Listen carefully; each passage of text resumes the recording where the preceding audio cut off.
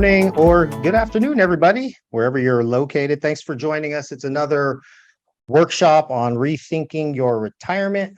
My name is Nate Hare, the Executive Director at Directed IRA. We got a very special guest with me. We'll bring on shortly. I'll let you guys have a couple minutes. I see people logging in. We got a pretty good attendance today. Thanks everybody for joining in. As you join in, just help me out a little bit. Give me an idea if this is your first time being on a Directed IRA workshop.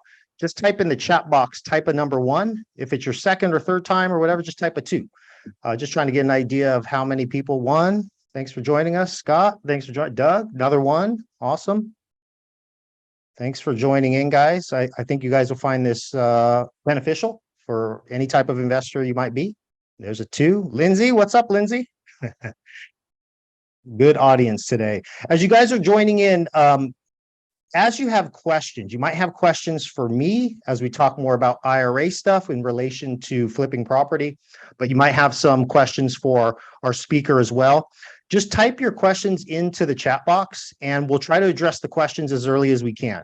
I'll be monitoring the questions when Andrew is speaking and try to get those questions relayed to him after he's done. But I'm also going to share with you guys from my experience in the IRA space for over 10 years, some problems and solutions with flipping property inside of an IRA. So we've got some expertise of talking about how to flip property inside of an IRA. We've got some expertise of how to properly flip properties outside of an IRA. And you guys might have questions about any or all of it. And if we don't get to your question, because we do have a limited amount of time, we do have both myself and Andrew's emails at the end. You can always follow up with questions afterwards directly to us. So we're going to make this fun and interactive for you guys. And I'm going to go ahead and get started here in about 2 minutes. Just a reminder, type your questions into the chat box. We'll try to get everybody's questions answered. And today's topic is a good one. It's going to be talking about flipping property inside and outside of an IRA. What makes flips fail? Coming from a lending perspective with Andrew Bang, and I'm going to talk about some things about how to properly flip property in your IRA, because it's always a tricky subject when you're talking about an investment that has moving parts like flipping property. You'll find that you can do all sorts of investments inside of an IRA, but flipping property, you got to be extra careful with flipping property. And I think this will help you guys stay out of mistakes, learning from the mistakes that we've seen from others. So thanks for joining us. All right, I'm going to go ahead and get started with my piece of the presentation, and then we'll turn it over to Andrew. Just let me know if you guys cannot see my screen there. Let's just start. And since we got a lot of new people on the line, I want to start with some basics first. But we're going to cover a couple different things when it comes to flipping property and self-directed IRAs. First, we're going to talk about how does your IRA or old 401k actually flip property? Most people don't even realize you can do it. What's the process like? How does it work? Who allows you to flip properties in your IRA? Will Charles Schwab let me do it? Will Fidelity let me do it? We'll talk a little bit about the basics. And it's important to understand the basics because only about 5% of Americans really understand what a self-directed IRA is and how it works. So we'll talk a little bit about basics. Talk a little bit about the benefits. Why would you even want to consider having real estate inside of an IRA? Whether you're flipping that real estate or you're holding that real estate. What are the benefits to holding real estate inside of a self-directed retirement plan? We'll turn it over to Andrew. Andrew's got some great tips on what he sees from the lender's perspective on what makes flips fail. So this is good education that you can apply inside your IRA and outside of your IRA. And he's got a tremendous amount of experience. What better way to learn about flips than to learn from somebody that's funded on the financing side 1,500 flips in the last 3 years. I always tell this joke to people, and it's actually not a joke. It's kind of serious. People always, ask me, "Hey, Nate, I want to get into real estate. Should I pay for coaching? Should I do this?" Totally not against coaching. I think if you get the right coach, you're always going to want somebody to kind of guide you along the way. But if you're tight for money and you want free coaching, just send your deals to a hard money lender and see what they say. It's almost like free coaching. If they don't want to lend on your deal, you might want to reanalyze that deal. So it's good to have a hard money lender that you know and you could trust, that you can help, analyze your deals, and you might use them for a lot of different things. So we're going to talk a little bit about that with Andrew, and he'll answer some questions. And then I'm going to cater it back to self-directed IRAs. What are some problems and solutions that we see in self-directed IRAs that are unique to IRAs that you want to be cautious of? And we'll take some more questions at the end. So for those of you who don't know who Directed IRA is or who I am, this is not about me, but I am the executive director at Directed IRA. Directed IRA is a self-directed IRA custodian. We're a licensed custodian out of the state of Arizona.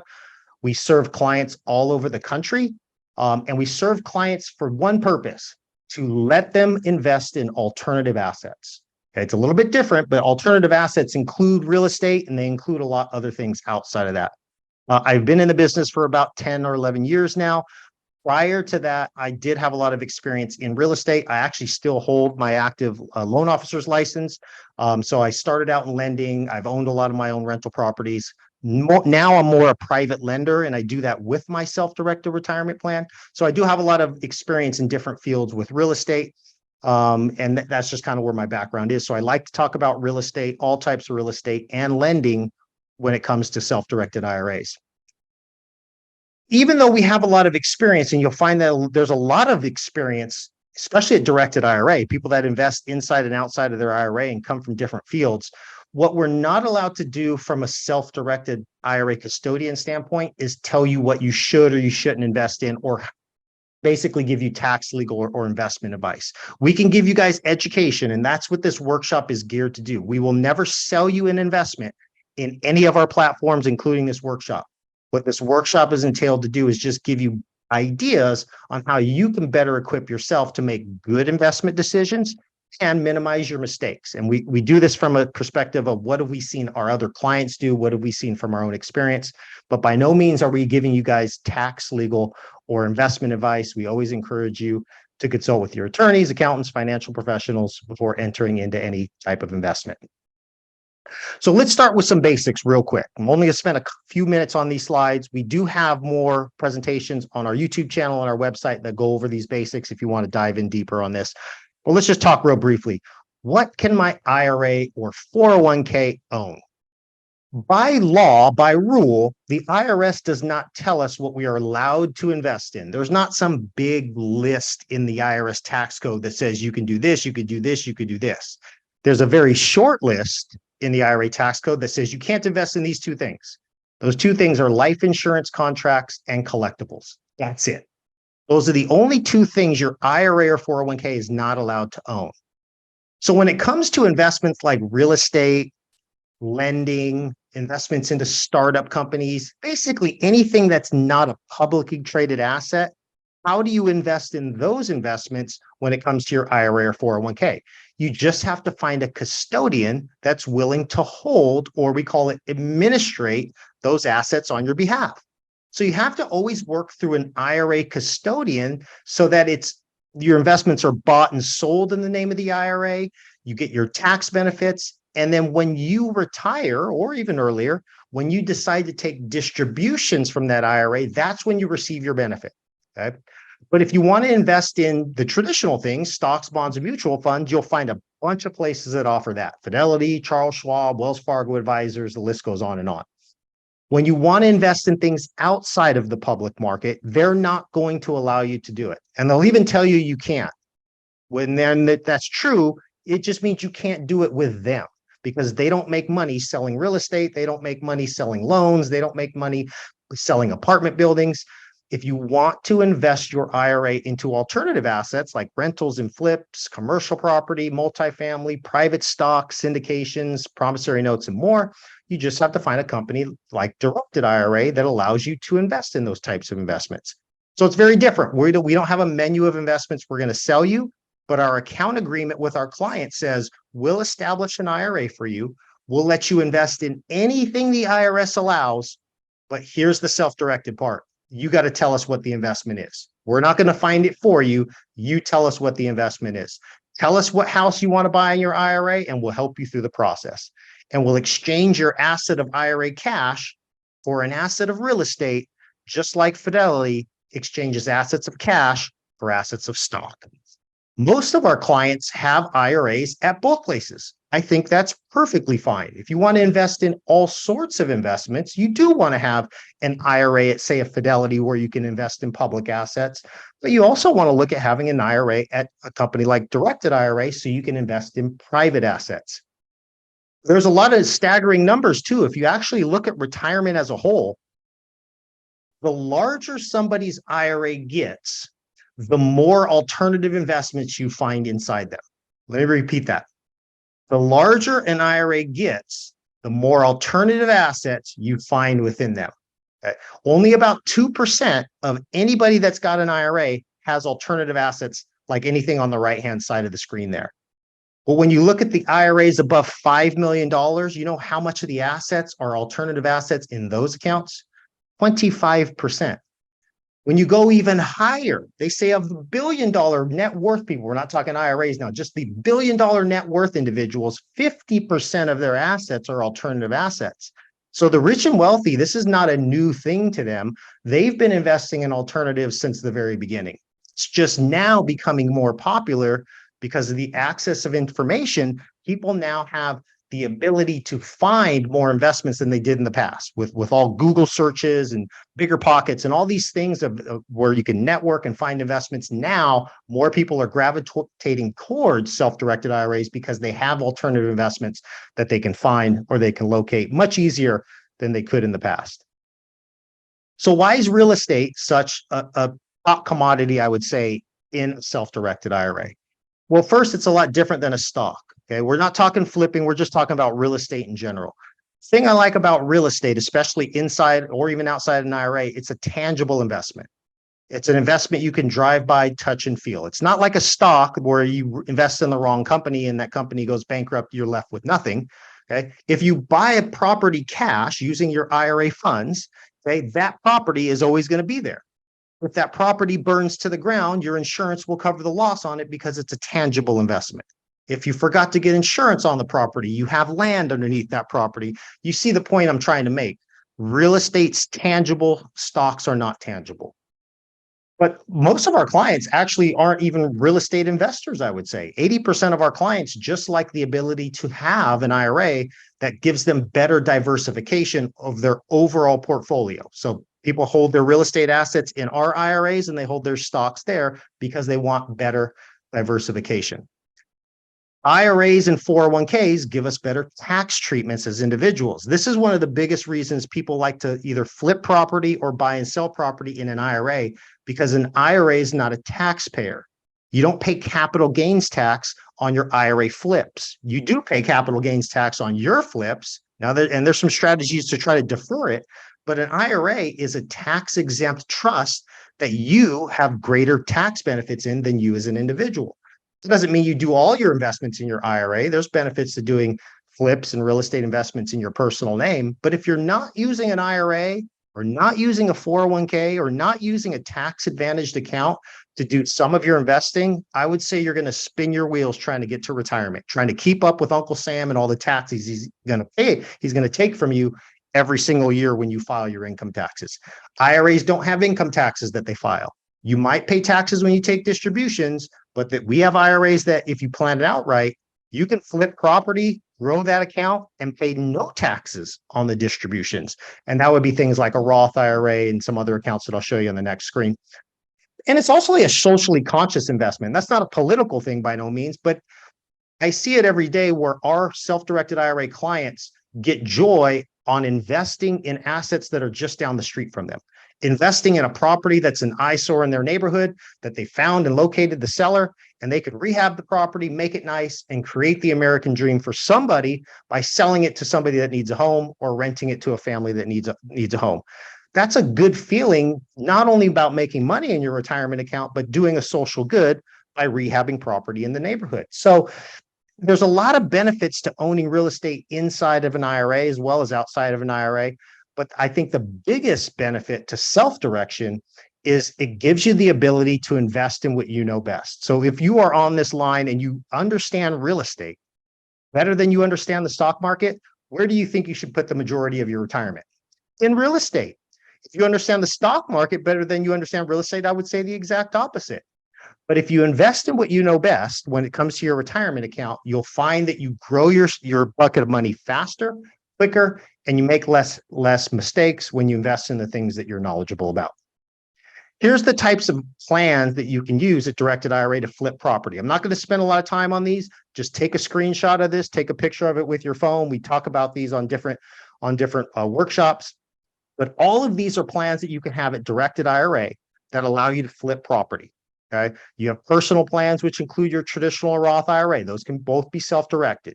You have employer plans. If you're self-employed, you can have a SEP IRA, a simple IRA, even a solo 401k if you're a small business owner. These can also be self-directed through Directed IRA. And we even have non-retirement accounts that can be self-directed, which would be your health savings accounts and education savings accounts for your kids. All of these can be self-directed. They can also be self-directed together. Okay, and we'll talk a little bit about this at the end after Andrew speaks. I'll talk about the problems and solutions with partnering your IRAs together, because partnering is a really good thing when you use multiple accounts that have different tax benefits to them. But there are some cautions, especially when you're flipping property, on how to properly set that up. So we're going to talk a little bit more about IRAs later in the program. Right now, I want to bring on Andrew Bang, a good friend of mine. I've known Andrew for, more than 5 years, I would say. Probably 6 or 7 years is probably the first time we ran into each other.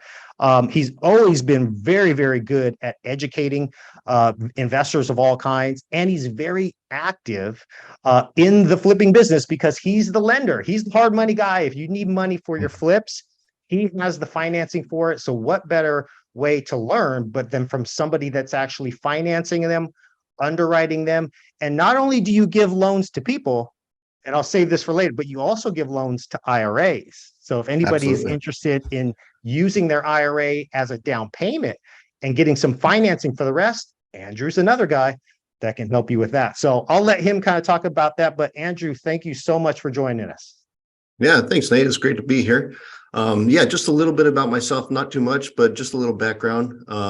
I graduated from Arizona State University with an accounting degree back in the day, and I did that for a while. And then 2008, I started buying homes at the trustee auctions in Phoenix, Arizona.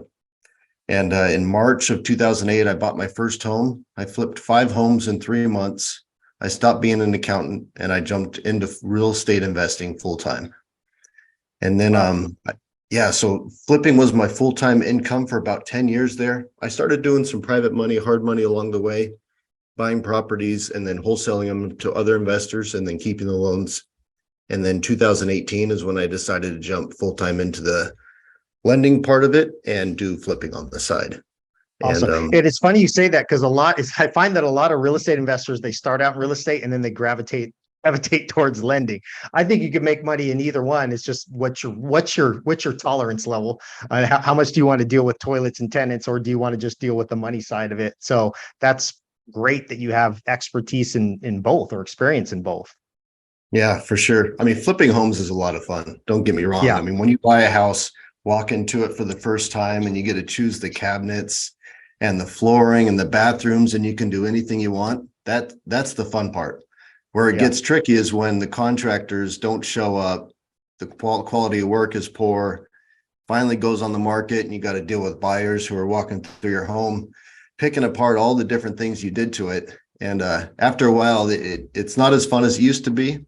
And it's not as stable as lending, because with lending, it's more of I've got income coming in all the time, where flipping, sometimes you go a couple months in between flips and then you kind of have to budget that.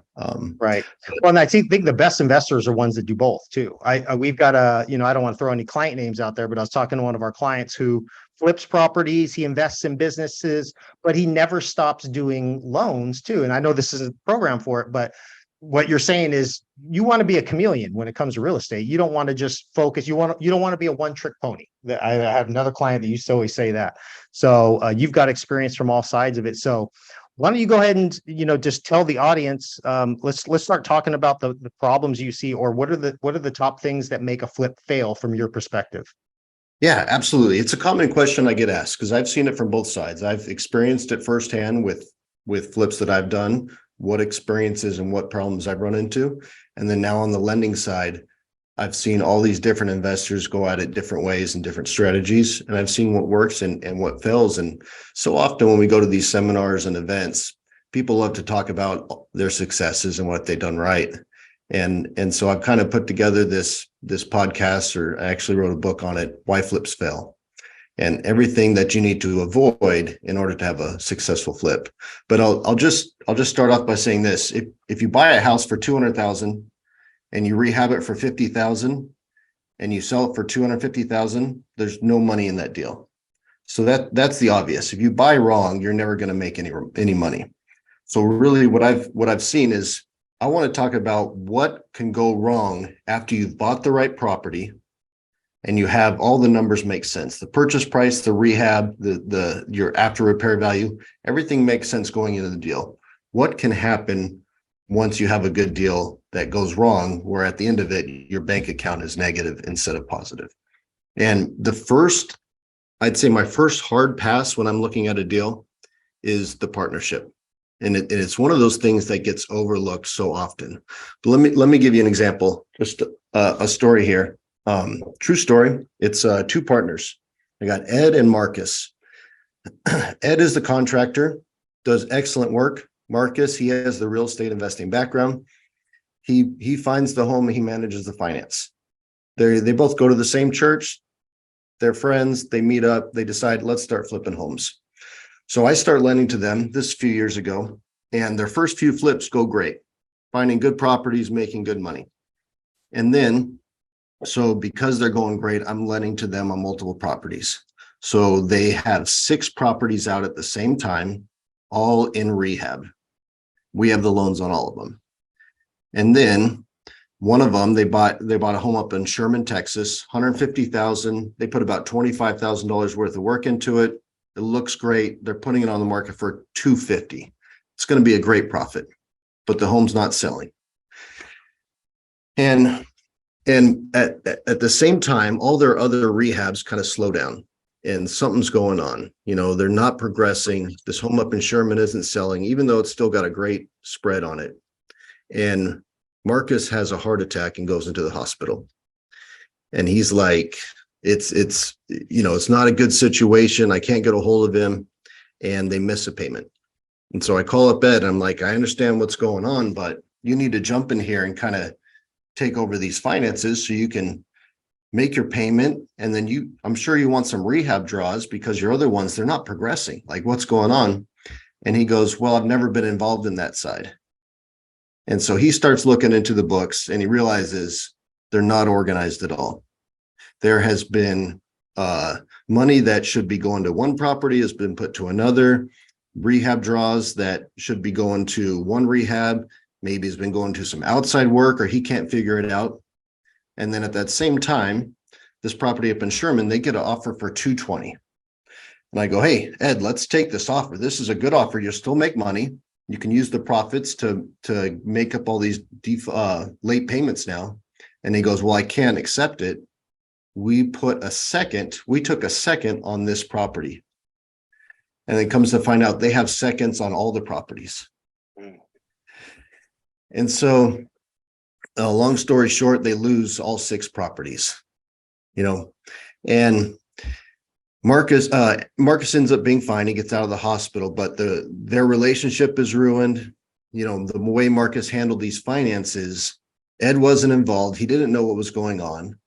They were putting these seconds on these properties with Marcus telling Ed, we can do this because we don't have to use our own money. But then it wasn't accounted for correctly, and he was overvaluing properties, and it was just a mess in the end. And so the first thing I tell people that are going into business together as partners, I said, every partner needs 3 things. They need a defined role. They need to be held accountable for that role. And there needs to be 100% full transparency between the partners. Everyone's got to be involved in knowing what all the other partners are doing, especially with the money. So common questions I'll ask when we're starting to before I finance a loan, and I see that there's partners involved, especially if they're first-time investors. all right, whose money is going to be the down payment? Who is paying the monthly payment and the utilities and the insurance and the ongoing expenses? Who is making the decisions when something goes wrong? And that's an important question, because when they're making money, there's there's not a lot of less questions asked. If there's making money, everyone's happy. But when it goes wrong, whose opinion matters the most? Who's taking the reins here to make sure that this project gets finished? And then if there's more than two partners involved, if there's 5 or 7 partners, the more partners involved, the bigger the red flag is on our side, because we've seen so many of these projects go wrong. And I want to know what partner is bringing in the money, what partner has the experience, and what partner is making the decisions. Those are the 3 main questions. And the biggest red flag I see is the partner that didn't bring any money into the deal, does not have the experience, is making all the decisions because they have the biggest personality.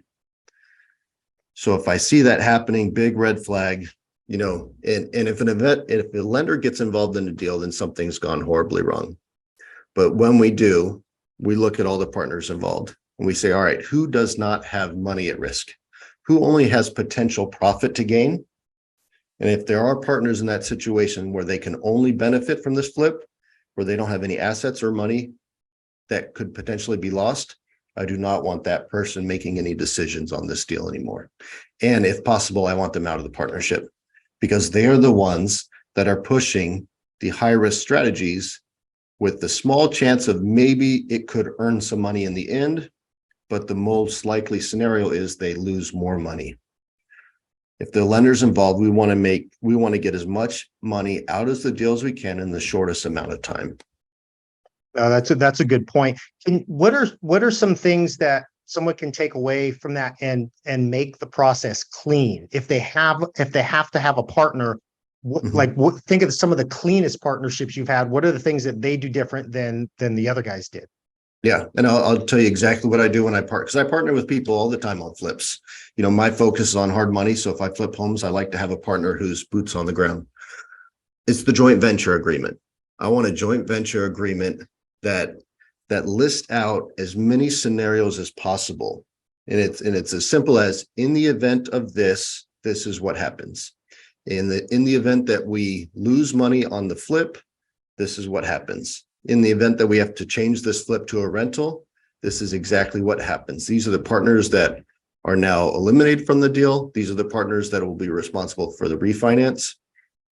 And then you want to list out who deals with the contractors, who's making the rehab designs. Everything is listed in that joint venture agreement, so everyone's on the same page before the project starts. That's actually a really good point. And I actually did not add that to my problems and solutions, but I'm glad that you brought that up, because when IRA clients are looking to involve their IRAs in flips, oftentimes they're not the ones that are the experienced ones, but they have the money, right? So they're trying to figure out how to deploy it. I'll just be the lender, because I know my role is not boots on the ground anyways. And I want my role defined as the lender. I don't need to talk about what, toilets and tenants and cabinets go in there, but I just need to know when payments are going to be made and we're going to cash me out. I know that everybody else could be different. And some people do joint venture with their IRA, but that joint venture agreement is so key, because it dictates what the person that's doing the sweat equity is supposed to do and what they're accountable for. And if I'm the IRA piece of that joint venture with the capital, I need to define my role as the capital piece. And I oftentimes see it get confused, not so much when they enter the deal, it's when they get to a point where they need more rehab and they're pointing their finger and go, well, who's going to pay for the more rehab? I put up all the money to buy the house, and it's not specified in a joint venture agreement. Yeah, exactly. And let me bring up a scenario for you. I just thought of this. If flipping a home in an IRA and there's partners involved, and let's say one partner is using money that's in the IRA and one partner is using money that's not in the IRA, how does that all work? So it depends on who that other partner is with non-IRA funds. Here's general rule of thumb. If my IRA is going to partner with anybody else that's a disqualified person, so disqualified people would be myself. If I brought my own money to the table, I can do that, but I'm a disqualified person. my wife would be a disqualified person or spouse, my kids, my grandkids, and my parents and grandparents. If I'm partnering with any bucket of money of theirs, whether it's IRA or non-IRA, the first thing I always have to do, everything's got to be pro rata, meaning the amount of money that I put in at the beginning of the deal, that's how much of a percentage, whatever percentage that is, that's how much each IRA or bucket of money has to pay for expenses, and each IRA or bucket of money has to share in profit.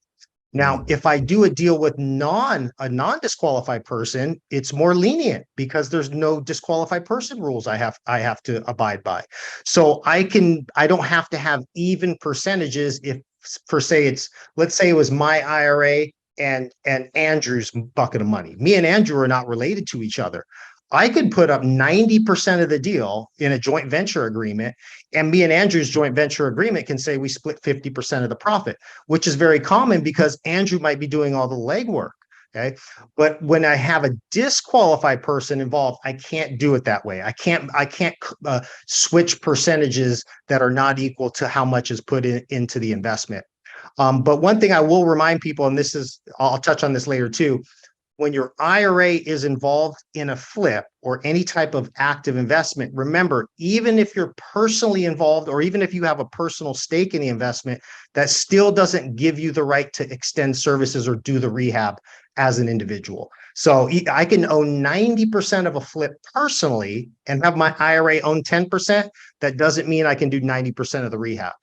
Just because my IRA is involved, I have to keep it arm's length away from the investment and hire that work out to contractors and non-disqualified people. So great question. I'll touch a little bit more about that. Partnering is something you can do. You just got to tread carefully, I always say, if you're using IRA funds, personal funds, and especially disqualified people. Yeah, you got the wheels turning in my head for that one. Okay, we can talk off screen too. So yeah, I mean, if I got a partner that's got a bunch of IRA money but no experience, I've got a little bit of IRA money and the experience. It's my sweat equity is going to make that deal 50-50, and I can get that Roth IRA from a small amount to a large amount pretty quick. You can, but you can't have your IRA involved. If you're doing the sweat equity, you can't have your IRA involved. So you can do all the sweat equity, for instance, Andrew, and my IRA can be 100% of the capital source, but you're not a disqualified person. So you can do all the legwork and still take a piece of the profit. And that's what I see a lot of investors do who have access to deals where they're out, basically raising private money. Some of them do that as a lender-borrower agreement. Some of them just do it as a joint venture.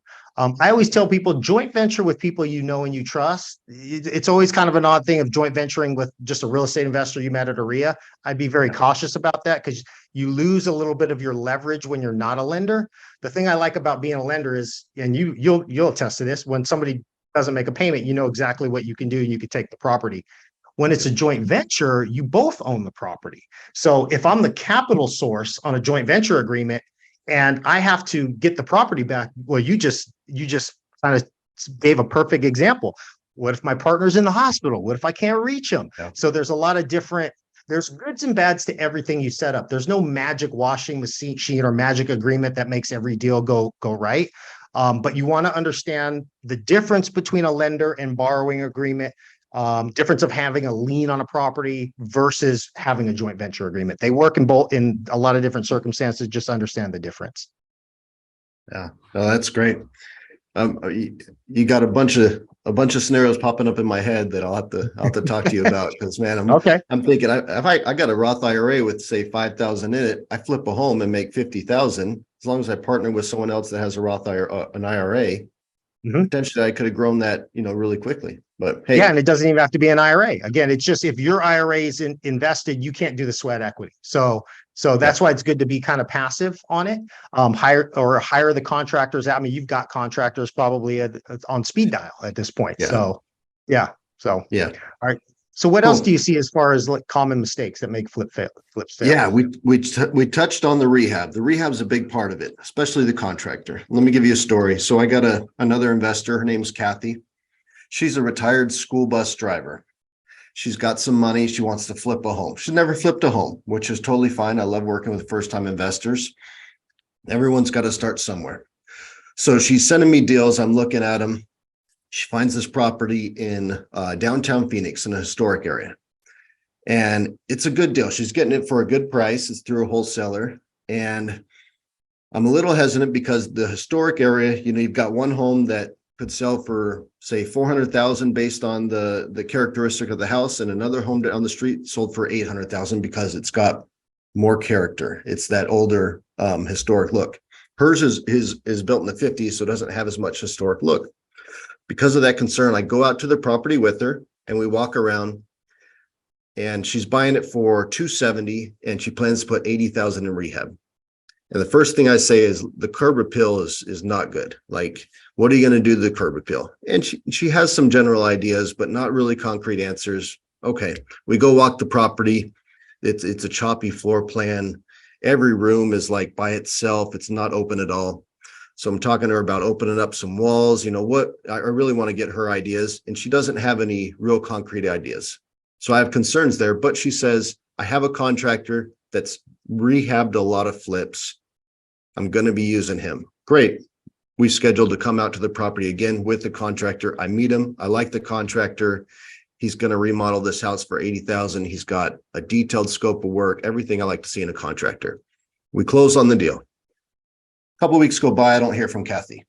I give her a call and I go, hey, Kathy, how's it going? How's the property there? And she goes, well, actually, I'm at the property right now and I'm painting. And my mouth drops and I'm like, you're painting? I'm like, well, what happened to the contractor? And she goes, well, I thought $80,000 was too much. And so I'm going to do some of the work myself to save money. And I'm like, well, Kathy, do you have any experience, painting or doing remodels? And she's like, no, it's just paint. And then she made some comment about watching a YouTube video of how to tile.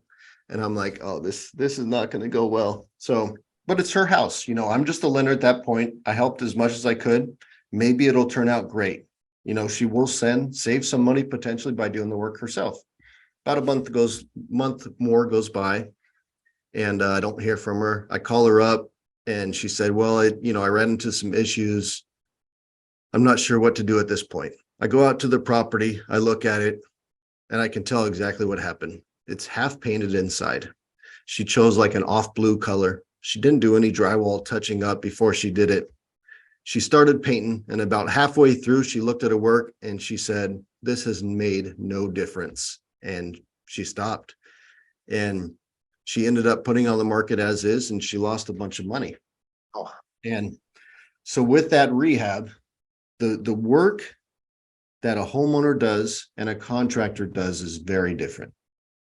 And choosing that right contractor is even a step above that, because there's good contractors, there's great contractors. And so whenever I hear someone say, and it's something a lot of people say, I've got a little experience, I remodeled my own bathroom when I was living there.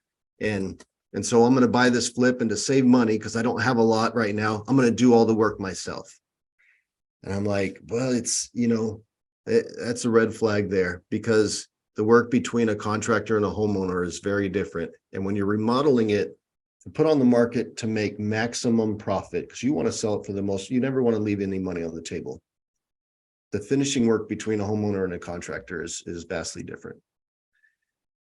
Yeah, I've seen, so as you're explaining that, I'm thinking back to specific homes I've seen sit on the market or sit on MLS that were flips, and they didn't sell because, honestly, horrible paint jobs on the outside. They did it themselves. They painted it to like the colors of the favorite soccer team, or it's something just really odd, but it doesn't match the rest of the neighborhood.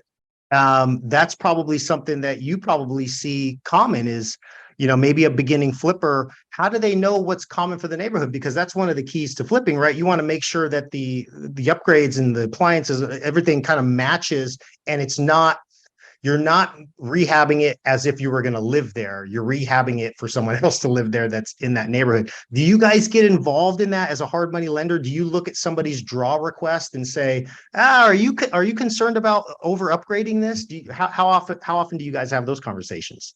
I get involved as much as the investor wants me to get involved. I think that's the easiest way of saying it. So there's experienced investors, and what they want out of a hard money lender is to be left alone. And I definitely will provide that. I will just provide the money and leave them alone because they know what they're doing, or they're okay making decisions that lead to lost money, but they're taking all the responsibility. They don't want me involved either way. And then there's the first-time investors that really appreciate someone coming out to the house and giving an opinion on it. Now, most of the time when I go out to house, I'll tell you, I'm just the cheerleader. So whatever, if they've already got brand new cabinets in there and granite countertops and spent a lot of money, I'm not going to walk in there and be like, wow, these colors you chose are horrible. No, I'm going to be like, this looks amazing. They've already spent the money. They've already done it. This home's going to sell quick. I love what you guys did, but if they're asking me before they do it, what should we do? Marble? Should we do granite? Should we open up this wall? Then absolutely. I'm going to be like, this is what I see making the most amount of money in the shortest amount of time. And that's what I tell investors all the time. That's the question you have to constantly ask yourself, especially with rehab design. What will make me the most amount of money in the shortest amount of time? Yeah, that's actually really good advice. I mean, why wouldn't you take the opportunity to ask your hard money lender for those questions? I can't imagine asking my lender at Wells Fargo or Chase to come out to the property and check out my rehab. I enjoy it, But, man. no, I know that's Yeah. the benefit of having a hard money lender, or at least somebody that that lends in your area that has experiences. You can tell them, and God, I would take you up on that offer anytime. I would ask you every single time, even if I thought I knew. I would want to have your opinion on that, because I mean, you're doing it with so many other people. Right. And I mean, especially even when you're just looking at a property for the first time and you're trying to put a value on it. And you're like, okay, I've got the wholesaler's got a value on it. My real estate agent's got a value. I've got a value, and your lender's got a value. And whose opinion matters the most? And I say, well, it's the people who have money in the deal that could potentially lose money. So it's your opinion and it's my opinion. We want to make sure that that number is rock solid, and it's not based on someone's opinion that is going to be making money on this deal, whether you make money or not. Because when the deal is tight and the margins are tight, what I tell an investor is, the only person that's going to make money on the deal is your contractor, your real estate agent, and me, your lender. Because you, as the investor, are the last one to get paid on a flip. And if everything goes right, you make money. But if something goes wrong, everyone else still makes money, but you don't make money. I have a question from Jenny. Jenny, great question. So I want you to answer this one, Andrew. She said, if it's a JV deal, should the title of the property be under all the parties in the LLC, or the one who pays for the purchase of the property? That's a great question. I like to just have one LLC on title and on the loan docs. I like to have everyone that is involved in the deal can guarantee that loan. So you have one LLC that signs the loan docs, one LLC that's on title, but everyone involved is a guarantor on that loan, is held responsible for it. Now, that's me as a lender saying, I want as many people to fall back on if something goes wrong. But it's that JV agreement that's outside of title that lists everything that's important. Yeah, that's important. So, and for IRA clients, we at Directed IRA, we do offer kind of a strategic approach to these examples specifically, where if you have multiple IRAs you want to include, and I'll just give you a real basic example. I want to use my husband's Roth, my wife's Roth. We've got a SEP IRA for our business. We've got a couple minor Roth IRAs that we set up for our kids that work summer jobs, and I've got a health savings account. I want to include all that money into a flip. Well, we have a solution for you at Directed IRA that a lot of our clients like to use. It's setting up what's called a checkbook IRA LLC. This is an LLC that you're the manager of, but you're not a member. You don't have ownership of this LLC. All your IRAs and HSAs do pro rata to the amount that they put in. Okay. Now you can use, this is easy because when it comes down to titling, it's easy to take title to a property in the name of that LLC. Can you do it outside of an LLC? Sure, but all the IRAs are going to have to be listed on title. Is it a pain? Yeah, it could be a pain in the butt when you're drawing up contracts and need people to sign. So that LLC. Now, one thing that's different, and I'll let you speak to this too, Andrew, is one thing that you cannot do in the IRA world is sign a personal guarantee for your IRA's investments.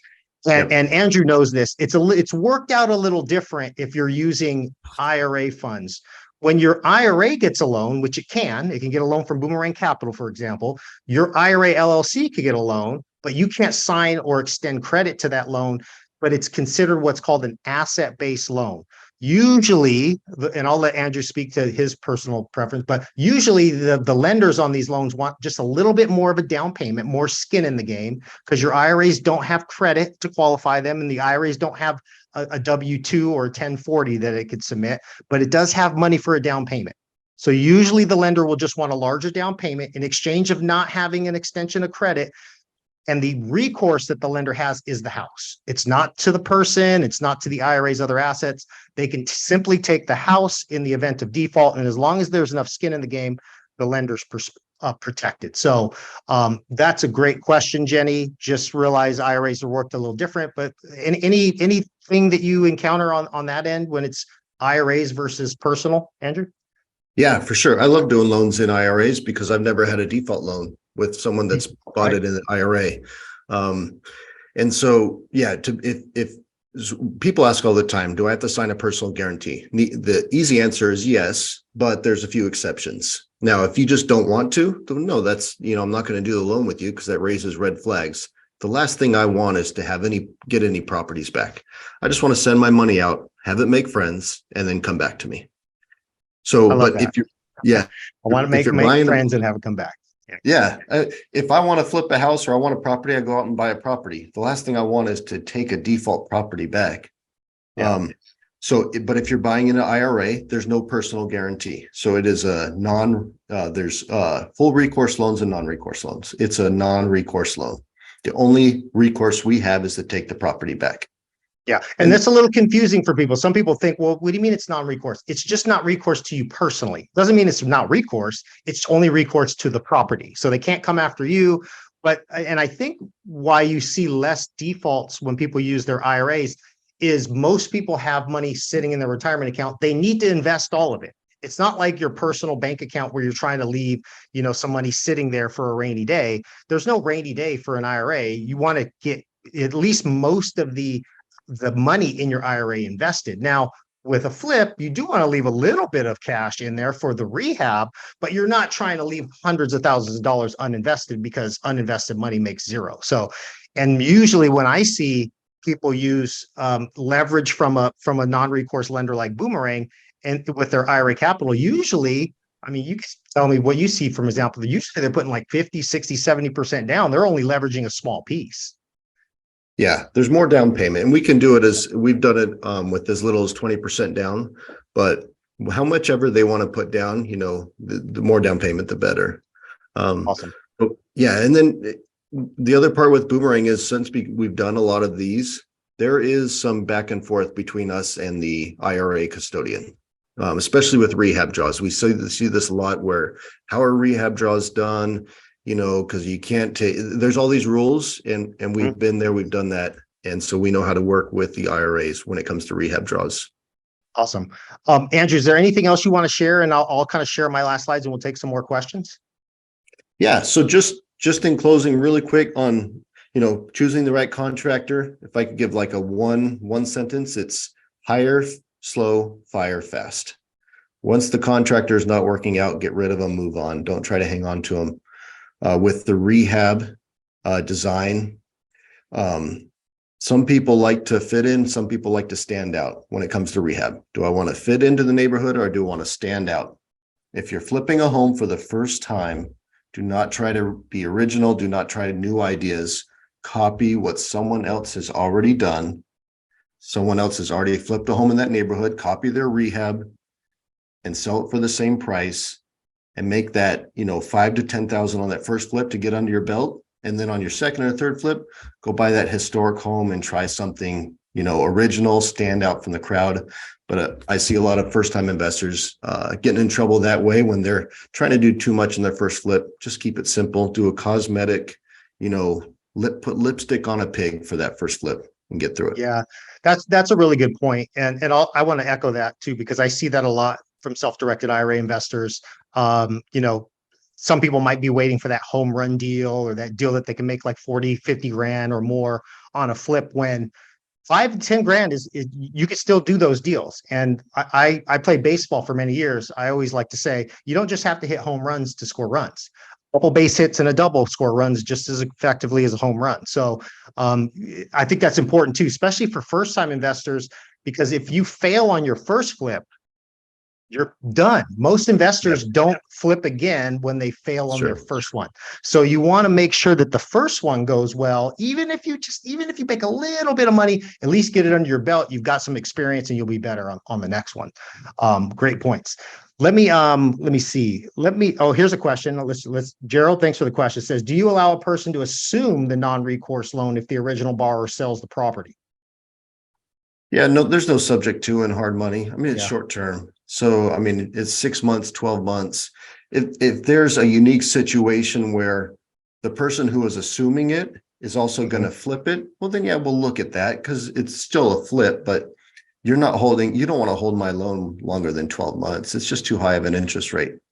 Yeah, that's a good point. Same thing with private money too. Like, the loans that I do are 10 to 12% as well, so, but the people that I'm loaning to aren't looking for it for long-term financing. They're looking for it for a year, maybe two max. And that's if we do an optional extension and they hold it as a rental for another year. But eventually they're not going to want to keep paying 12%. They want to get to some more conventional financing if they decide to hold it. But most of them, if they're going to flip it, they flip it, some wait a year and a day so they don't have to pay the short-term capital gains. But yeah, that's a great question, Gerald. Let me share a couple more slides and then we'll take some more questions from Andrew. When it comes to IRAs, always remember, we kind of touched on this, so I don't have to, beat a dead horse here, but remember your relationship to your IRA. You're the fiduciary to your IRA, to your HSA, to your ESAs, if you've got kids, to your 401k. You're just listed as the fiduciary, which means you have the responsibility to make your IRA grow. But until you take distributions, the money and assets inside that IRA are not owned by you. They're never owned by you. They're owned by your IRA. Your IRA is a separate entity. It's by definition a tax-exempt trust. Okay. Your responsibility is to make it grow. But with that responsibility also makes you what's called a disqualified person. So you're always disqualified to your IRA, which simply means you can't transact with your IRA or extend services to your IRA. Now, extending services is a big one when we talk about rehabs, or I would just say investments with lots of moving parts. Okay. But I get this question a lot. It's a valid question. Well, where's the line in the sand? What can I do when it comes to a flip in my IRA? And what can't I do when it comes to a flip in my IRA? When you look at case law is basically an IRS agent decided somebody did something prohibited in their IRA, and we look and we study and we said, what was the result of that case study or that case law? Through case law, we can understand where the IRS's line in the sand is. I like to explain it this way. If you're just using your brain, you're just being a good fiduciary. So I can use my brain to find the property my IRA flips. I still got to work through my IRA custodian, but I get to find the property my IRA flips. I can find the contractors. As long as they're not disqualified to my IRA, I can hire the contractors and my IRA can pay them directly through directed IRA. And if I decide to keep it as a rental, I can rent the property to non-disqualified people. I can even do all that with my brain by putting the pieces together or quarterbacking the deal. What I'm not allowed to do is go from brain to brawn. As soon as I go to brawn, as soon as I start swinging a hammer, painting walls, adding concrete, that's me extending a service to my IRA. And people say, well, what's wrong with that? Because the IRS doesn't want us, actively involved to that degree with our IRA investments. Plus, what they see it is, it's an excess contribution to our IRA.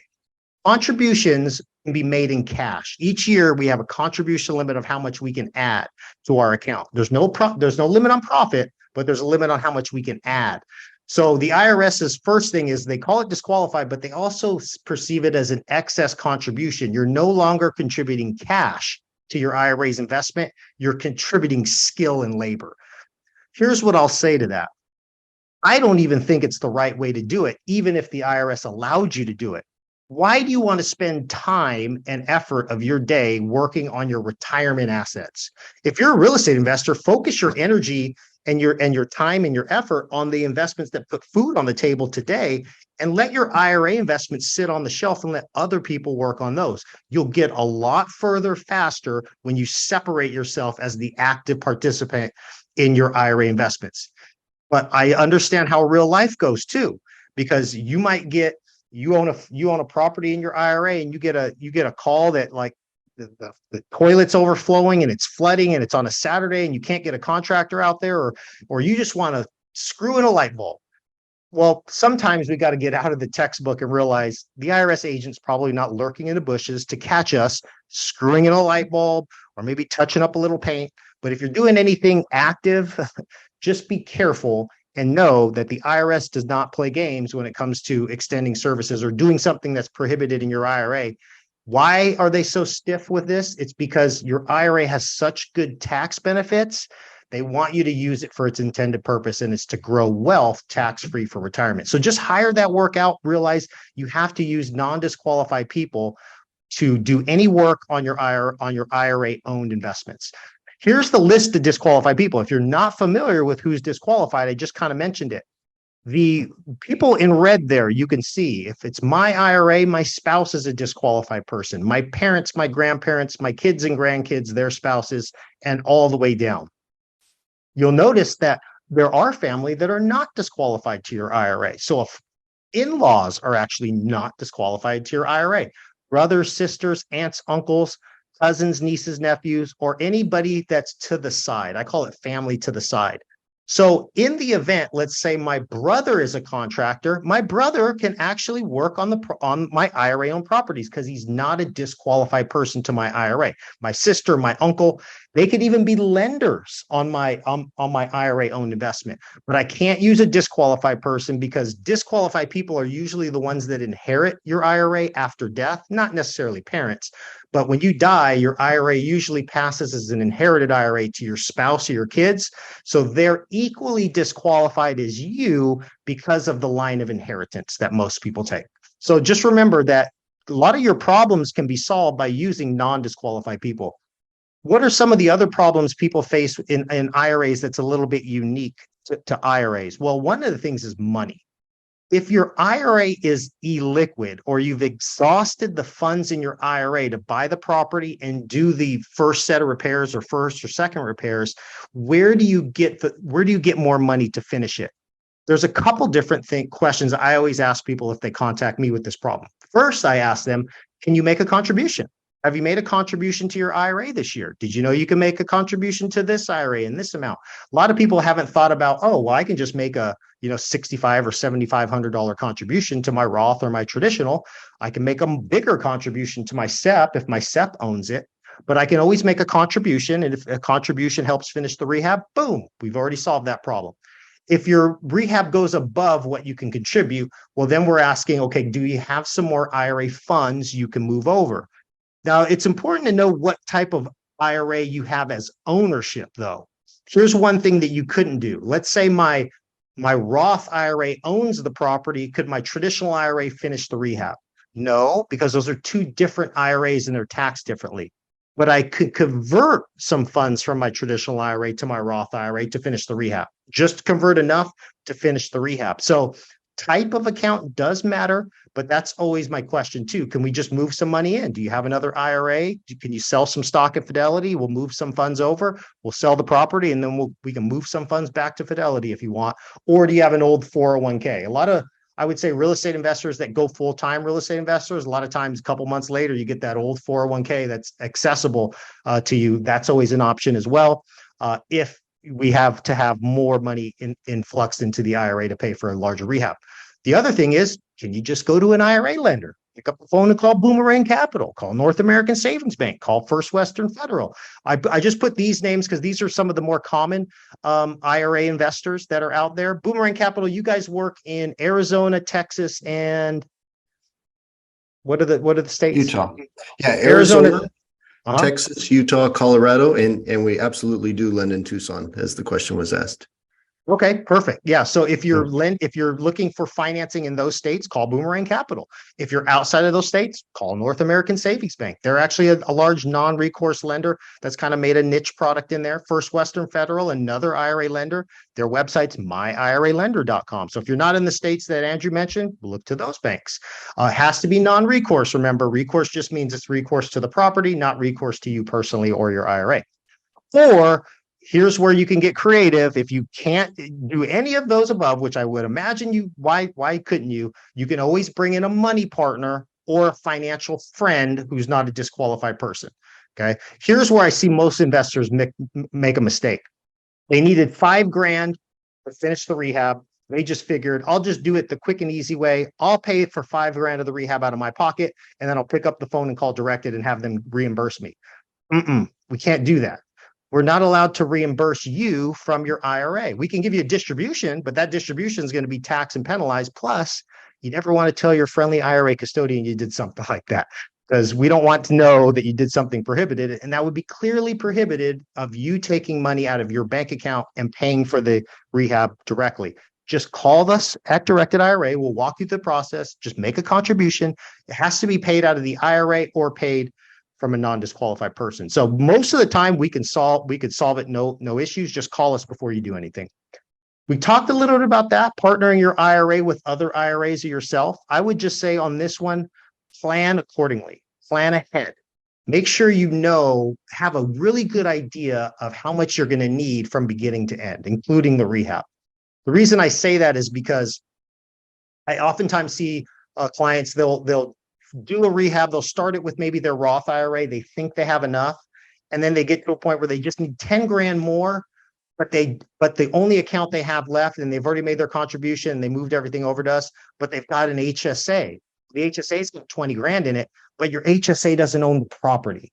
So that's a little bit of a tough situation. Now, the proper way to do it is if you think there's a slim chance you might need more money or it might go over, and you always want to think that might be a possibility, just partner your HSA with your Roth at the very beginning. Your HSA might have a very small ownership percentage of that, but you can use both buckets of money now from the very beginning. I could have my Roth IRA own 90% of the house and my HSA own 10, and then we just pay expenses based on those percentages or collect profit based on those expenses.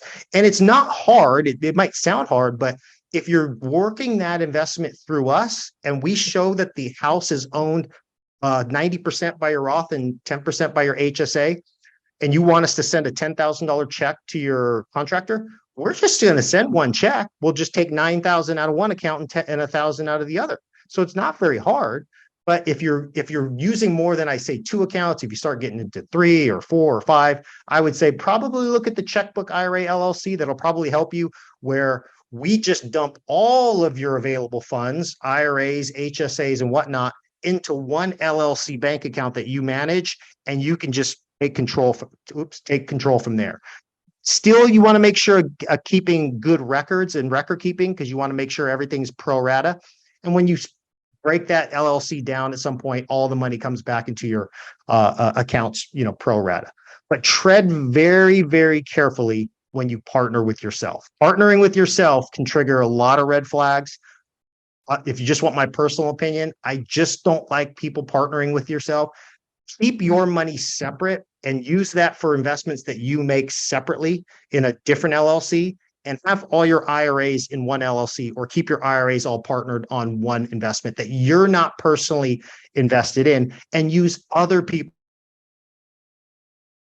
capital or a recourse lender, putting your money involved in there. And truthfully, you could probably do 2 flips instead of 1 if you thought like that.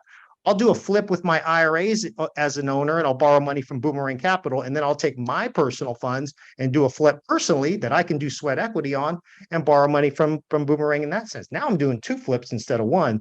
And a lot of times, if you look at it, even though the cost of financing might be there, a lot of times what I see is if you look at it based on your cash on cash return, you actually will probably make more cash on cash return leveraging money from a bank like Boomerang Capital or somebody else. So I don't have time to go over the case study, but if you guys want an example of a case study and just shows the steps, this is actually a client of mine that did a Roth conversion before they flipped. So there's a good learning lesson there about Roth conversions as well. The reason I want to just mention that is I am going to be doing a Roth conversions class in September. We'll have that up on the website. We'll actually shoot out an announcement to you guys so you can register for that.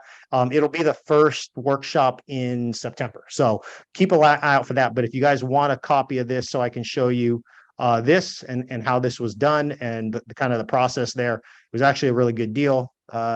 Motivated seller. This guy was already flipping properties personally. So he found this, had a traditional IRA, converted it with the investment in the Roth IRA. And basically he did 5 more flips after this. And he's got a $500,000 Roth IRA and he only had to pay taxes on $170,000. So that's one of the cool things with IRAs that you won't get personally, because you can eliminate the taxes completely on your flips by doing them in the right type of self-directed account. Right type of self-directed account, I mean the ones that have tax-free distributions, your Roth IRA, your Roth 401k, your health savings accounts, and your education savings accounts. We have more classes on that if you guys want to learn more. Or you can contact me. I'll just throw this up and then go back. If you want to contact me, book a call, you can just scan that QR code or shoot me an email and we can schedule a call to talk more about either your flip in your IRA, your loan in your IRA, anything. I like to talk strategy and at least give you guys a better perspective of how to use your self-directed accounts. That way you guys can become clients of ours at some point. So I want to turn it over back to Andrew. Andrew, are there any questions that you saw on there that you want to address? Good ones? Yeah, I just asked if we lend in Tucson. I just have the one short-term loan, and yeah, we do lend in Tucson. And yeah, I want to be a value to anyone out there. I don't look at myself as an obstacle that you have to overcome when, like some lenders, I want to be a part of the team. I'll do everything I can to help you be profitable in your flip. I work nights, weekends, holidays. Whenever you call my phone, I answer unless I'm talking to someone else, and I'll get right back to you. I don't pull credit. I don't do appraisals. I can literally close a home in one day. It's the simplest money that is out there. That's awesome. And a reminder, he can loan to IRAs. So if you want to start buying more property, you can start looking to leveraging some bank financing, and we've got some classes on that as well. I want to throw a shout out to Arturo. Arturo, thanks for attending. He's an active investor out in Tucson. He's part of the Tucson RIA.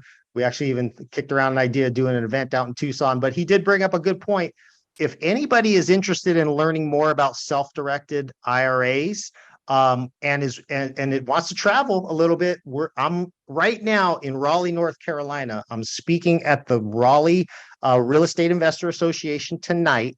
But we are partnered up with the NC RIA, and we're hosting our self-directed IRA summit, our 10th self-directed IRA summit in Raleigh, October 20th and 21st. It's a one-day event on the 21st. We're going to do a welcome reception on the 20th.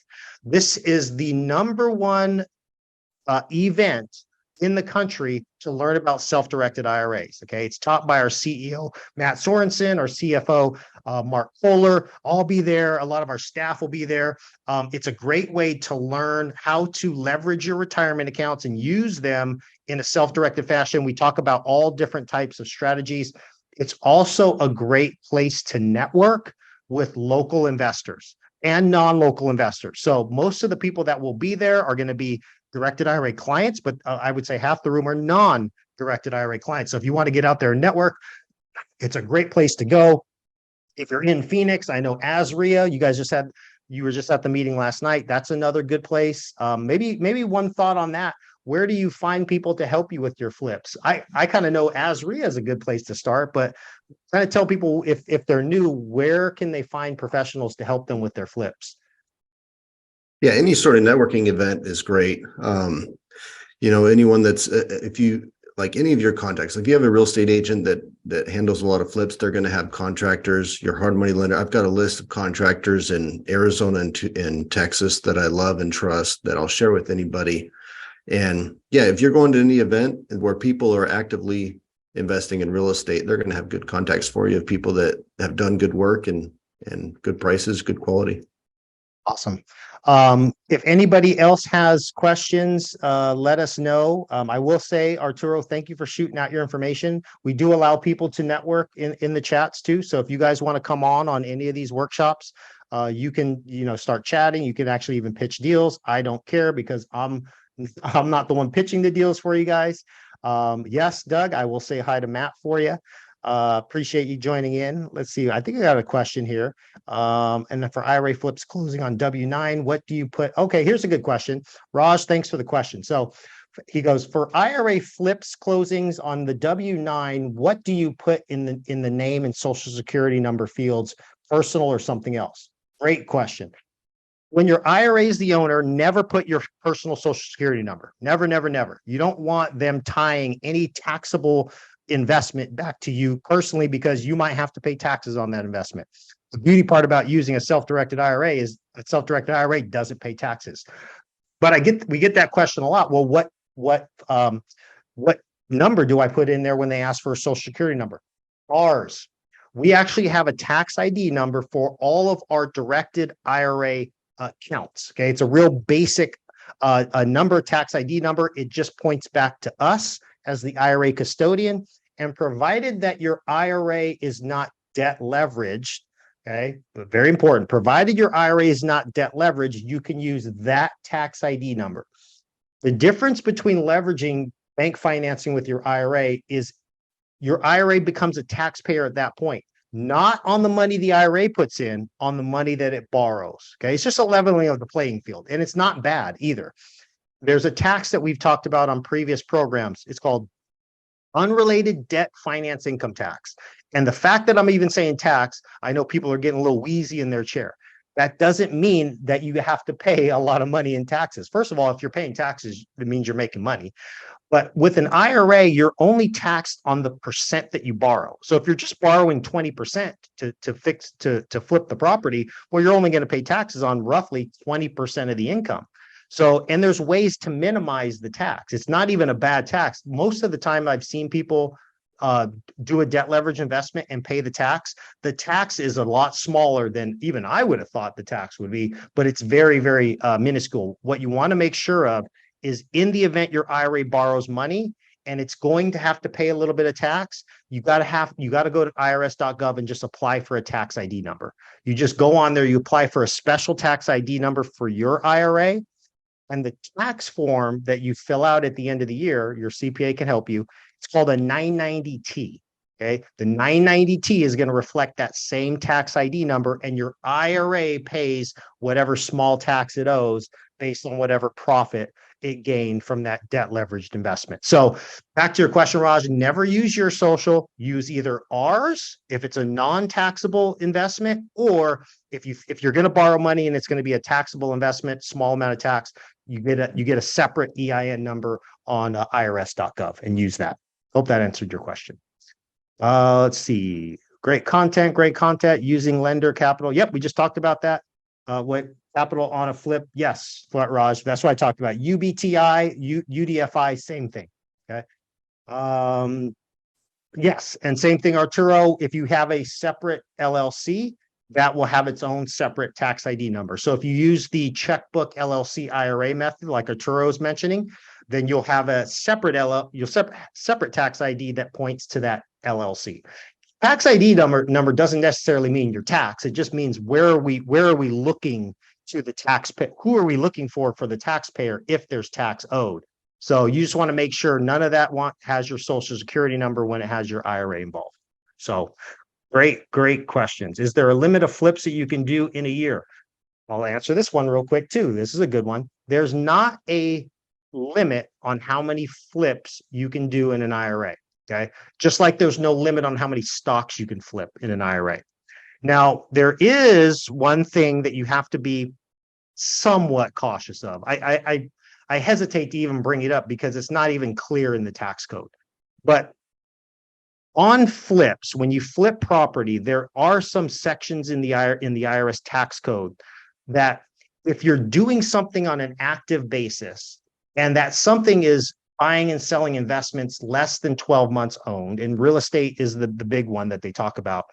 if you're doing this on a consistent basis, so I flip a property, I flip another property, I flip another property, I flip 5 properties in the span of a year, I can be considered a dealer at that point. That can be considered dealer property in the IRS tax code. Dealer property is treated differently than real estate. Real estate, they consider an investment. You can buy and sell real estate and there's no taxes. And we're talking about real estate that doesn't have any debt on it. But if I flip, say, 5 properties, 6 properties, 7 properties, there's no line in the sand, but an IRS agent, if they want to pick on me, they could look at that and say, you know what, you've done a lot of flips in under a month. We don't consider that real estate. We consider that a business. You're flipping property, you're a dealer. It doesn't make it bad. It just means that they can hit you with a tax called UBIT. Okay. Now, if you ask me, how many times have I seen this happen in my 11 years? Once. One time out of the tens of thousands of clients I've had flipping property in a self-directed IRA that flip more than 3, more than 4, more than 5. How many times have I seen the IRS agent come down and say, that's a business, that's not real estate? One time. And let me tell you the scenario. This individual, this client was not a wholesaler. He had he owned a franchise of, what do you call it? What are the buy ugly houses guys?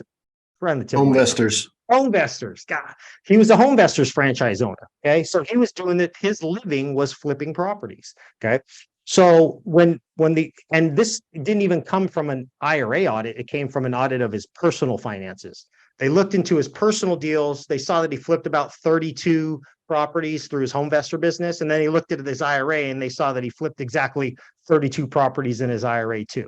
So they were picking on him too, because they were auditing his other stuff. And they looked at that and they said, you know what? That in your IRA looks just like that in your business. So they said, we just see that you're running your business in your IRA and we're going to tax you on that. But he had to do 30 flips in his IRA and be a home investor for that to even be a problem. So is it a worry? No, because there's no line in the sand. I would say if you mix up your investments and you're not just solely doing flips, it's really hard for an IRS agent to say you're running a business. So let's say I did 2 or 3 flips in my IRA, but I've got 2 or 3 notes and I've got a rental property over here. I've done a real estate option over here. How do they consider that a business? Because I'm not a one-trick pony anymore. I'm just a real estate investor and I'm just choosing what I want to do with each piece of real estate. But good question. Great question. I know we went a little over. If you guys have any more questions for me or Andrew, I'm going to bring back up our emails. You're okay with me sharing your email, right, Andrew? Yes, please do. Okay. Yep. There's my email. If you guys want to email anything directed IRA related or self-directed IRA related, or want to find out more about how to get tickets to our self-directed IRA summit, email me. I've got a special discount if you guys want $100 off. Email me and I'll get you guys $100 off the tickets. And if you want anything lending related, or if you want to chat with somebody that really understands flipping from the lender's perspective and from the actual flipper's perspective, really reach out to Andrew. He's a great resource. If you guys want to use them for your non-recourse lending, they're up on our resource page as well. He's local to Arizona, but he does deals in Texas and Utah and all over. So thank you so much, Andrew. Any final words as we take off here? Hey, thanks so much for having me. I'm glad I could share some stories and some experience. And yeah, anytime you need something, let me know. Awesome, guys. Thanks again for joining us, guys. I appreciate the ones that stayed a little bit later. And we'll see you guys next week. We'll send you guys an announcement out for our next class, which will be our Roth conversions class. I hope you guys tune into that. Have a good rest of your Tuesday. All right. See you guys.